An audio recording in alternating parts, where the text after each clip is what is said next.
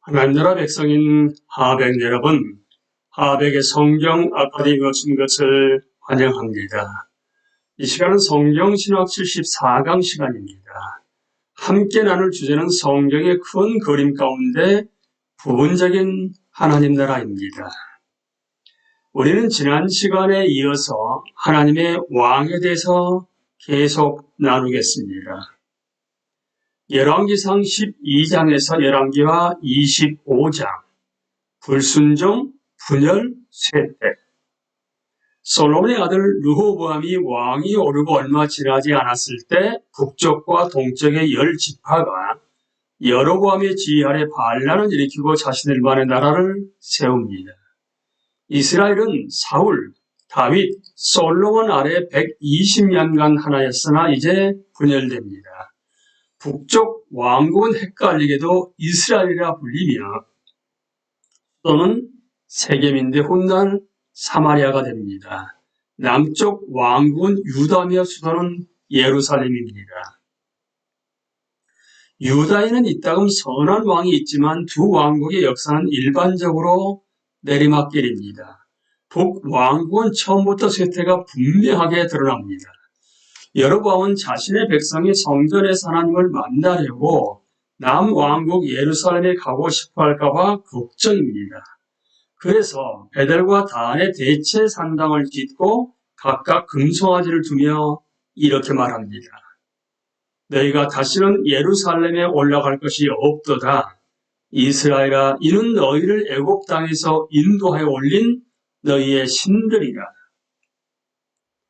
모세가 하나님께 율법을 받으러 시내산에 올라갔을 때 아론이 백성과 금송아지를 만들고 정확히 이렇게 말했었습니다. 이러한 우상 숭배는 이스라엘이 존재하는 내내 이스라엘에게서 떠나지 않는 죄입니다. 하나님의 심판은 시간 문제일 뿐입니다. 왕국이 분열되고 200년이 지난 주전 722년에 마지막 순간이 닥칩니다. 아수르가 사마리아를 공격해 파괴한 것입니다. 이렇게 된 이유는 너무도 분명합니다. 이 일은 이스라엘 자손이 자기를 애굽 땅에서 인도하여 내사 애굽의 왕 바로의 손에서 벗어나게 하신 그 하나님 여호와께 죄를 범하고 북쪽 10지파는 다시는 분리된 채 존재하지 못할 것입니다. 이들의 후손이 바로 사마리아인들인데 그리스도 당시의 유대인들에게 심한 경멸을 받는 대상이었습니다. 남쪽 유다 왕국도 더 나을 것이 없습니다. 유다가 쇠퇴하는 슬픈 이야기는 열왕기하 후반부에 나오며 역대하에도 나옵니다. 유다의 중앙에 성전이 있는데도 백성은 다른 신들에게 눈을 돌립니다. 이들이 하나님을 더 순종하는 때가 있는데 특히 성전에서 율법 사본을 발견한 후 종교 계획을 단행한 요시야 왕 때 그러합니다. 그러나 이러한 변화는 하나님의 진노를 바꿀 만큼 철저하지도 깊지도 않습니다. 구약 성경에는 지혜사가 셋 있습니다. 바로 잠언, 전도서, 욥기입니다. 잠언과 전도서의 많은 부분은 솔로몬에게서 기인합니다. 잠언은 지혜롭게 사는 방법에 관한 간절하고 함축적인 말을 모아놓은 책입니다. 전도서는 하나님이 빠진 삶이 어떠할지를 살핍니다. 모든 것이 헛되도다. 욥기는 무죄한 자의 권한을 기술합니다. 때로 지혜는 도움이 되지 않는 유대자들이 욥에게 제시한 해답 같은 쉬운 대답이 없다는 사실을 받아들이고 단순하게 하나님을 신뢰합니다. 지혜서는 하나님의 구원이 펼쳐지는 역사에서 시간적으로 어느 한 시점에 속하지 않습니다. 지혜서는 모든 세대에게 하나님 나라에서 어떻게 살아야 하는지 들려줍니다. 지혜의 시작은 하나님을 경외하는 것입니다. 예수님은 지혜의 성취이십니다. 다윗의 더 위대한 아들이신 예수님은 솔로몬보다 지혜로우십니다. 예수님 자신이 바로 하나님의 지혜이시며 우리는 그분 안에서 지혜로워질 수 있습니다. 지혜로운 자는 그분의 말씀을 듣고 순종하는 자입니다. 백성은 그분의 언약을 어겼기 때문에 반드시 벌을 받아야 합니다. 하나님은 이들이 가나안에 들어가기 전 이들이 불순종하며 그 땅에 계속 거하지 못하리라고 경고하셨습니다. 하나님은 자신의 말씀대로 하시고 마침내 주전 597년 바벨론이 유다를 치고 주민 일부를 포로로 사로잡아 갑니다. 심판은 곧 확대되는데 주전 587년 예루살렘과 성전이 파괴되고 더 많은 주민이 바벨론으로 사로잡혀 갑니다. 이들이 이렇게 노래하는 것도 이상하지 않습니다. 우리가 바벨론에 이르러 강변 거기에 앉아서 시온을 기록하며 울었도다. 이들은 많은 것을 잃었습니다.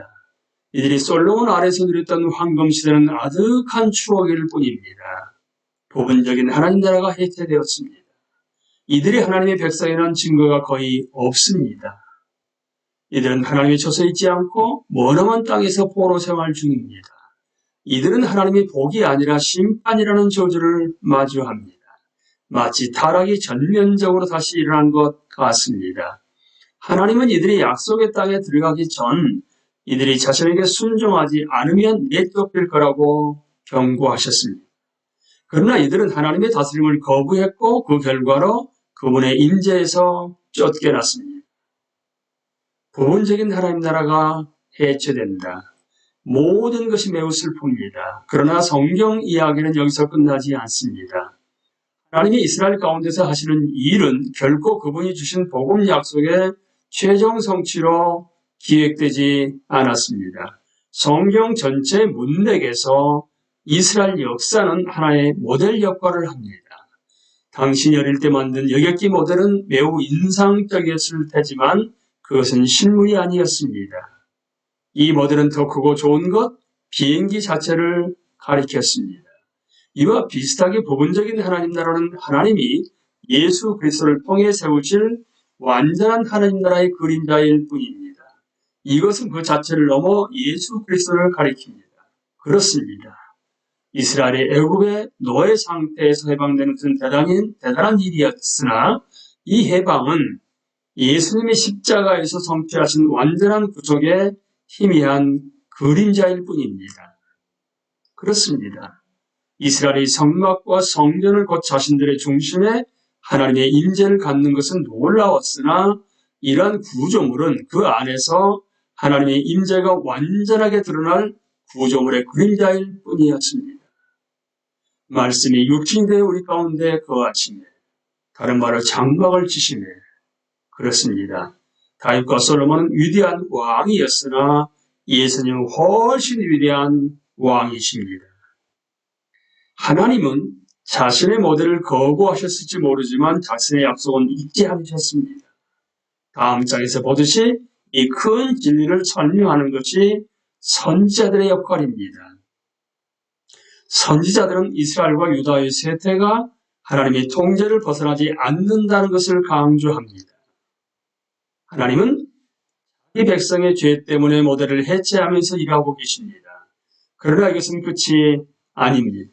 하나님은 이 모델을 결코 다시 세우시지 않겠지만 예수님에게서 예수님을 통해 실물을 다시 세우실 것입니다. 우리는 지금까지 성경의 큰 그림 가운데 하나님 나라의 부분적 하나님 나라까지 나누었습니다.